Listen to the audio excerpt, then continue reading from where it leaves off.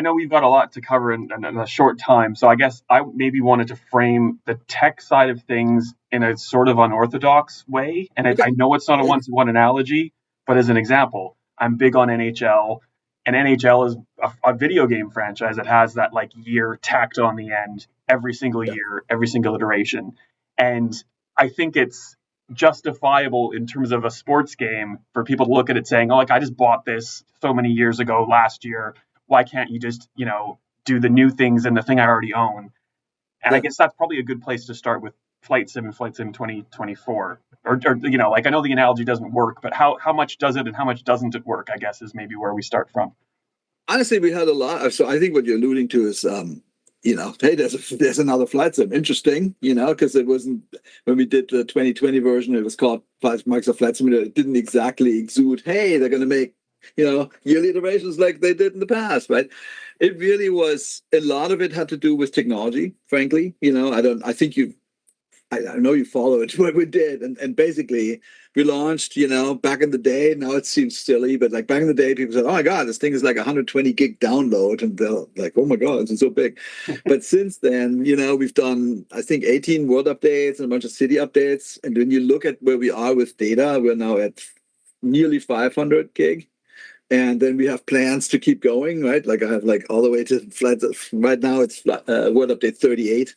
Will be like a terabyte plus game, and at some point, the entire infrastructure really stopped working. Then the other thing that happened was there's this creator community, which is awesome, but they create like tons of things. Like so, we are now at 5,000 add-ons. So people are like, oh, Flight Sim's great. There's a whole world. Let's just, keep dumping stuff on top of it. And they're like, there's also stuff like memory and stability, and we need to kind of keep things going.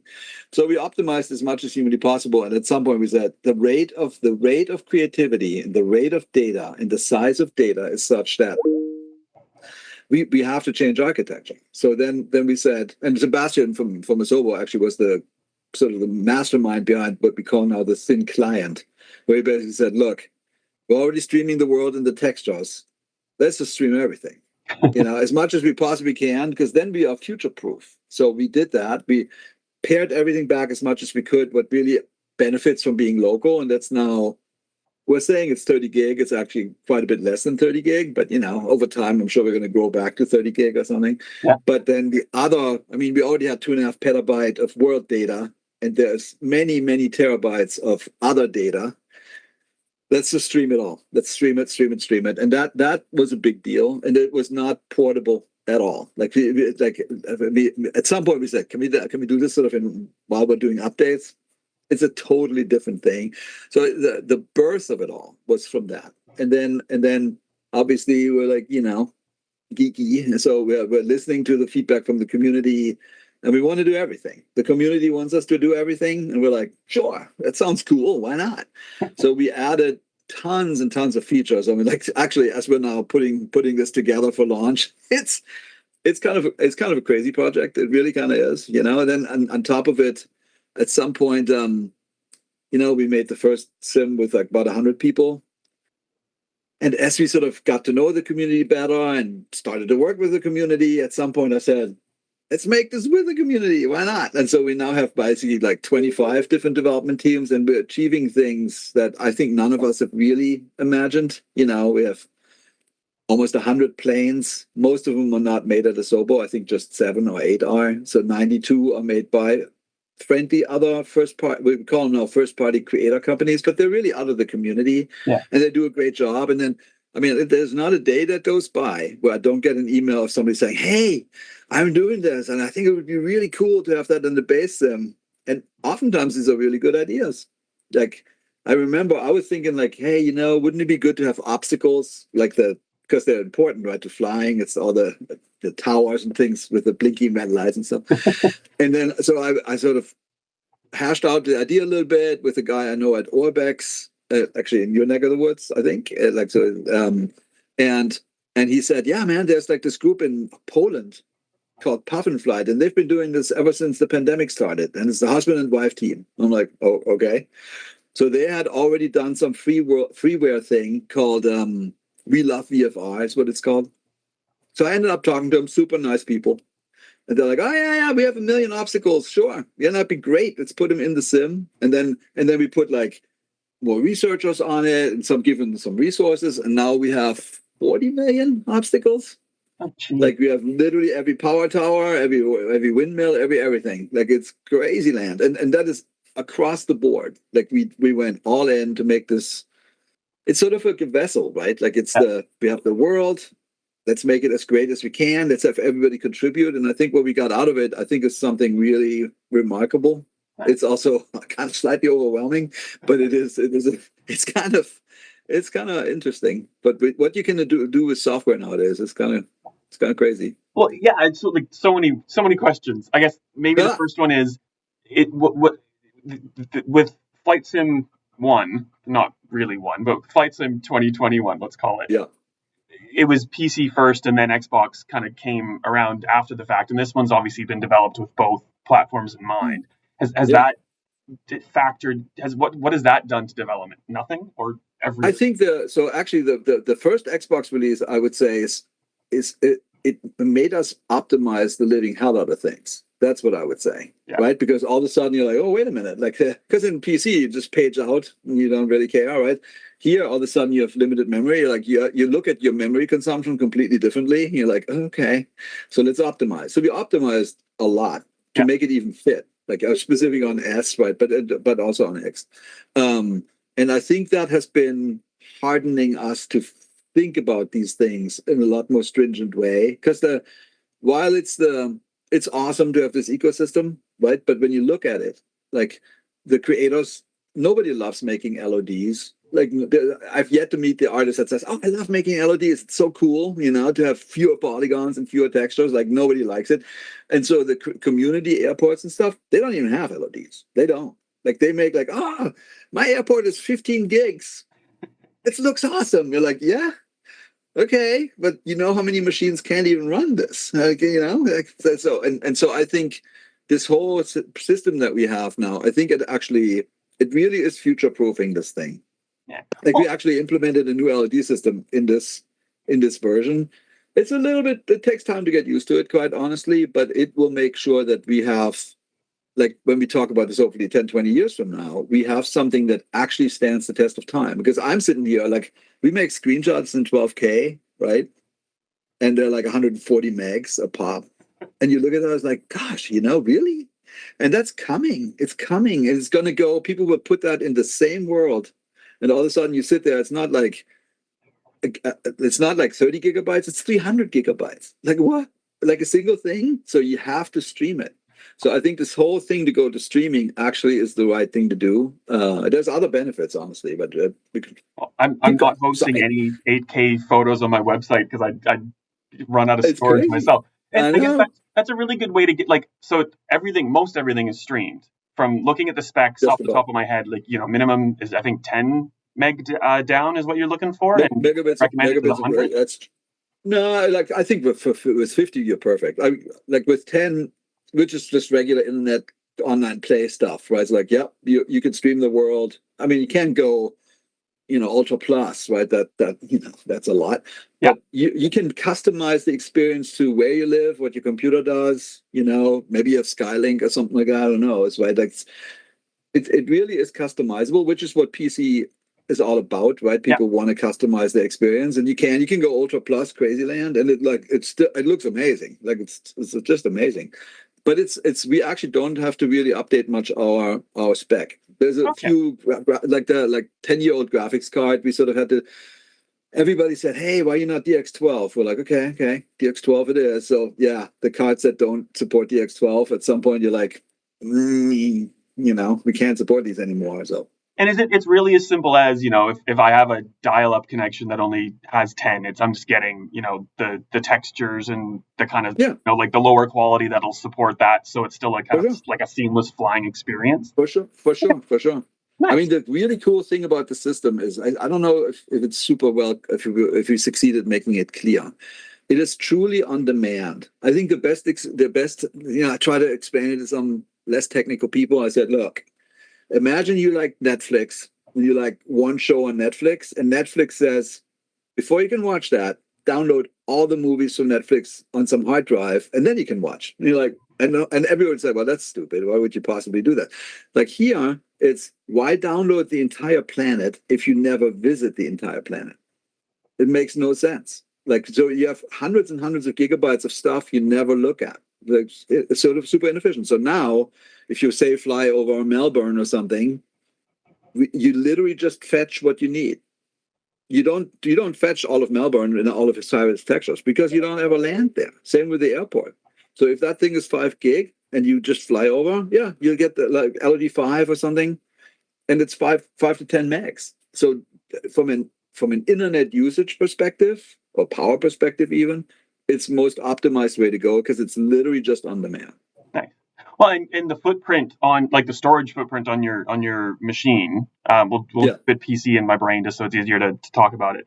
It's Yeah. far less than what it was with It Flight is. Sim You 2021. can set up a rolling cache, like that, which is highly recommended, right? That's the stuff that you keep just resonant in memory. You can set that up to whatever the heck you want. I think I have it at 30 gig or something. But that's like what we know about flight simulators. They actually, a lot of them fly patterns. Like a lot of them go from like, oh, I'm from Frankfurt and I fly to Paris. Yeah. And they do that. Boom, boom, boom. You'll actually end up filling up your cache and you'll never load another thing because you don't need to. Okay. And is that sort of like I've heard about like museums or like similar with like all the kit, like all the like proper going for like as realistic as a flight cockpit scenario as you can get. And some of Oh, those yeah. places don't have very good internet. So they're able to Totally kind of true. grab what they need for those, if they have a flight path they want I to. mean, I got, so I had this, maybe I told the story publicly. I don't know. So there was this call I had with like 3 gentlemen. They work for the Air Force Museum in the US, and they run this lab, and in the lab there's like kids coming in, they're trying to get kids excited about flight sim, and they're like, your software, it's amazing, but we don't know when your updates are coming, and we're on Wi-Fi, like low connection speed, and they're like, it takes us down 2 days to update our machine in the lab, so we oftentimes have to tell the kids we can't play today, come back next week. And I'm like, okay, it's awesome. And so I'm like, makes me happy what they're doing, and makes me sad that we're causing them some sort of problem. So now we can update, and it's 30 gig. So it's a tiny fraction of what it was, and you can play right away, whatever the heck you want. And so we're enabling people to be a lot more flexible, which I think is the right way to go. But we're actually super happy about it. It's going to be curious to see how the internet really fares everywhere. We're quite curious, right? Because we tested as much as you can test stuff like this, right? We had a technical alpha with like 20,000 people, so we learned stuff. But I think the internet got a lot more robust over the years, so I predict it's going to work great for most people. Yeah, wow. Yeah, I'm on like a 1,000 down now, and I think when we talked ages ago, I was still on 12 because I I'm still know. on copper. Western And I was Australia following. was always like oh my God, is this even going to run in Western Australia? We don't know what's But going on. it ran perfectly, and it was like I was literally locked and locked down in Melbourne, and I got to fly over my house in Canada and be like, and it was the best, and like it's still the best. But I'm less of like a flight aficionado and more of like that experience thing. So I guess in short, I'm big on direction, and it seems like 2024 is gonna cater to me. Once I've kind of done my little flights of fancy, it's gonna actually give me things to do. Um, Yeah. how did that come about? Is it literally people like me saying, I like this, but I don't know what I'm doing. Please help me. Give me something That's to right. try. It really is. It totally is. Like we do. I mean, we pride ourselves that we broke out of sometimes games are made sort of in an ivory tower. People just make a game and don't talk to anybody, and they're like, ooh, peekaboo. And ours is kind of the exact opposite. I think we live a pretty public life, and we try to interact as much as we can. I like there's forums, and I write this thing called Feedback Snapshot every week. I haven't done it in the last 2 months, but yeah, typically I write it every week, just to say, hey, we heard you, and we try to prioritize what people tell us. And we did the key for me was we did a survey 2 years ago or something, and I basically said, look, I love that people are playing and how much they're loving it, but I really want to know who they are. And so we knew we had telemetry, what are they actually doing in the sim and all that stuff. But then we did some surveys and asked them, well, how do you self-identify? Like, what are you doing? And then there was this group of core simmers, not surprising, right? They're like, oh yeah, it's all about the instruments and accuracy of the. Gotcha. Yep. You're the core of the core, and we need you, and we love you, and it's important. But then there was the gamers. They came in. A lot of them came in through Xbox. Some came in through Game Pass, right? Which was a nice sort of almost like democratizing channel of like influx of people. And they're like, man, it's beautiful. It looks awesome. Like, but I flew and I'm like, now what? Yeah. I did the landing challenges and I'm like, I don't know. Then you move on to the next game. And then the largest group was these people that I call them digital tourists, because they also, when in our surveys, they actually said, yeah, airplanes, I'm actually kind of afraid. And, specifically the airlines look really scary, and the airports, I don't know how to talk to the ATC and any of these things. But I love the planet, and they also wanted something to do. So the interesting thing about all these surveys, we sort of collected into 5 big feature clusters, as we call them. But the one that was common across all of them was, can we have more to do, please? Yeah. And it was surprising, actually, even from the core simmers, they wanted that, right? Because they basically role played in their head, right? They just make up their own stories in their head. So then we looked at the franchise history. Flight Sim 10 had missions, but it was like, I don't know, 30 or 50 or some such thing. And if you played a long weekend, you were done. And that's not really anything, because that's not the experience that anybody wants. So people had already said, hey, we really want seasons. And we tried it on Flight Sim 2020, and seasons, you can sort of half-ass seasons. And we said, we don't want to half-ass seasons, let's do it right. So our leaves really fall, our trees are actually, they actually go through the whole season thing. The grass changes color, the fields change, what's growing on them, all that stuff is actually working. Yeah. But then the missions have to react to the seasons, because, in the winter, somebody breaks their leg on a ski lift. In the summer, it's some hiker guy, or somebody fell through something, or some people go sailing, which you don't know when there's like pack ice. So it's seasonal and it's worldwide. So we had to come up with a system that embraces the truth of aviation, meaning like real careers in the real world, that we can talk to real people. Like, how do you do this? How do we do this best in the simulation place? And we spent tons of time talking to folks like this. But then it was, yeah, but you're not just doing firefighting in France or Spain. How about firefighting in Australia or Thailand or wherever the hell? And so then you have to take seasons into account, and you really have to go figure all this stuff out. And we now have this system that is basically, we say it's 3 million missions. This is a guess. I mean, honestly, we don't know, because we generate them out of so many parameters. But it's basically an endless. So what's going to be interesting is when somebody says, hey, I played this mission yesterday, you should check it out. That thing's gone. It is on demand. It is like happening because there's a hurricane out there. There's some ship that is sinking, and you have to go there, and then the hurricane's gone. There's no more ship sinking, So it's like completely different circumstances. So it's a truly dynamic sandbox where you can opt into whatever the heck your fancy is, like whatever job you want, whatever career you want to pursue, go for it. And that's just for the feedback so far has been we were actually not sure that the core simmers will love it, because they are very much into their patterns, right? Yeah. But they really embrace it. They're all excited, and some obviously have tried it. And then on the other side of the spectrum, we have these digital tourists. And I always try to figure out, like, okay, how do you do that better? And I based it on Animal Crossing and Pokemon Snap. Yeah. Because Animal Crossing is all about, I had the book, right? I collected everything, and I'm kind of obsessive about these things.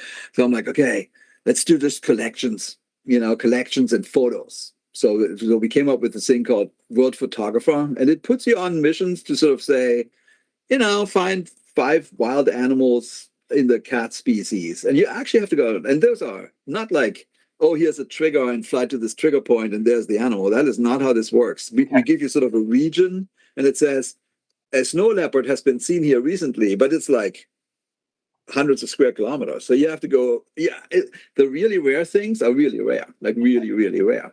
And and what I've seen so far is people get a different appreciation of the planet. It's really what I was hoping, that people learn more. Because I spent a month, I don't know if I told you this back then, I spent a month in South America back when we launched 2020. Because I'd never been, right? Like, South America sounds cool. It's like different planet, let's go. And I loved it. I saw a lot, but I didn't feel like I learned that much, because there was no labels, I couldn't put it together. Like there was no atlas forming in my head of what was really going on. It was just interesting imagery. And now it has context. And now all of a sudden you're like, oh, okay, I get it. Okay. So that's because you can say that's Melbourne and there's the bridge and there's the central business district and take a picture of an icon when the sun is setting in front of, and you're like, you actually have to learn about what the hell is the central business district in Melbourne. Yeah. So the football stadium or whatever the heck it is, right? So it's a very interesting, and we're going to open this up to the community so people can make their own stuff. If you have, I don't know how deep you got into flight sim. There's something called Bush Talk Radio. It's a website, a flight sim guide. It's so cool. I mean, it's literally like there's the world and tens of thousands of things, like little points of interest and stuff. Yeah. And it's awesome. It's like it's completely community driven and I love it. And because you learn stuff, you can literally say houses of worship, battlefields of the past, like all this stuff, You're like, okay, that's cool. I'm in. Well, and just even talking about the animals, like from what I remember, it was like with like go fly like to this point, and there will be an elephant there, and There like were like maybe, 4 elephants. and that just it sounds like a completely like It's totally entirely different. more complexity in all Oh the best yeah. way. Oh, we have programmers. We send each other messages on Discord. Like people are like, I found a white bear. And then they're like, and it's like it makes you happy, right? I actually always thought like, what do I take pictures of? People I know, images and places I like, and then surprising things, right? Like, oh man, there's a whale. You like show it to friends and stuff like that. And I'm like, that Oh, was the idea. so I'm almost out of time. I I'm being know. given What warning, are and we there's doing with millions these of questions. 20-minute things? Good place to finish maybe. So with that new complexity in mind, and like nothing ever is going to be exactly the same for someone else, how do you program achievements into this? So if it's like, are they very kind of basic, or is it like go find that white bear that like No, is it's very holistic, I would say. It's much more long-term, bigger accomplishments. I mean, there's some simple ones like your PPL or something. It's yeah, simple enough, right? But there are some things that are more. You completed n number of races. You okay, know, we didn't even talk about that whole system, yeah, I like this know. There's whole. just 25 minutes isn't enough with you, which No, is great. I no, love it. no. Every time we speak, I love it. It's great. Oh Scrapping. man, I have such good memories of our last interview. I really thought it was awesome, and I wish I could talk a little bit more. Like we could talk about this some more. Like, anyways, Next PR time. help Well, next time. next time. It is a pleasure as always. Thank you so much.